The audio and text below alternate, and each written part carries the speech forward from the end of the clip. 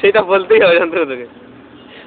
বল বল ফুলি কেসটা কি হয়েছিল বল। কিছু করবো না, আমরাই দেখবো যদি, তো কোথাও কেউ যাবে না। যাই হোক ধরা পড়েছিলাম, ধরা পড়ার পর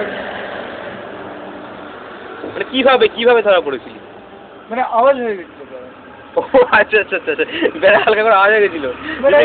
সেটা লক্ষ্য করবি তো ওরা, আওয়াজটাই হচ্ছে মেইন ফ্যাক্টর। এবার দেখছি পাশের আরেকটা ফুটোর দিকে এগিয়ে এলো, এসে এরকম করে দেখছে, আমি মাথাটা দেখতে পাচ্ছি না। তারপর একটা আওয়াজ এলো, কিরে কি করছিস?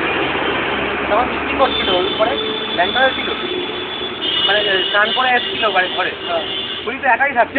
তোকে যখন বললো যে কি করছিস তখন ও লাগতো, তো তুই কি বললি? আচ্ছা দূরে চলে গেছে। হ্যাঁ তুই কি বললি? আমি তখন বললাম এই তো বেড়ার সামনে দাঁড়িয়েছিলাম। বলি বেড়ার সামনে দাঁড়িয়ে কি করছিস? আমি বলছি দেখছিলাম। কি দেখছিলি? আমি তোর ঘর দেখছিলাম। তারপর আর কোনো কথা বলেনি। তারপর 3-4 দিন কথা বলেনি। তারপর আমার কথা বলেছে। ওই 3-4 দিন আমি দেখেছি। বয়সটা নেহাত কম ছিল, তাই কিছু করতে পারিনি, তবে খেঁচা শিখেছিলাম। তারপর পুলিশ বিয়ে হয়ে গেল সামনের বাড়িতে, পুলিশ চলে গেল। দুঃখ। শান্তনুর সাথে এটা এই রামকৃষ্ণপুরে এই বাড়িতে? তো সে ফুলি কোনটা বাড়া চিনি দেখেছি? হ্যাঁ সেই পুলিশ শান্তনু পুলিশ। বল শান্তনু বল। ফুলি ছিল তার নাম, শান্তনু ছিল তার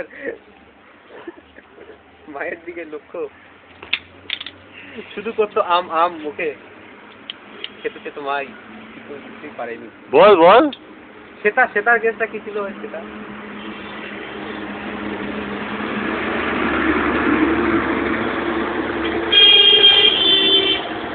সেটা একটা ভালো মেয়ে ছিল, খুবই ভালো মেয়ে ছিল সেটা, বুঝলি?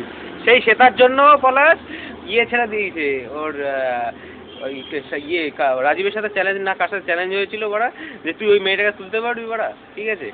সে উজ্জ্বলের সাথে। হ্যাঁ সে শান্তনু, সে কি বাড়া জানিস না, কোথায় যেন পড়তে যেত একটা, ঠিক আছে? শান্তনু বলেছে 1 সপ্তাহ টাইম হয়ে গেছে, উঠে গেছে সেই বছর বড়া শান্তনু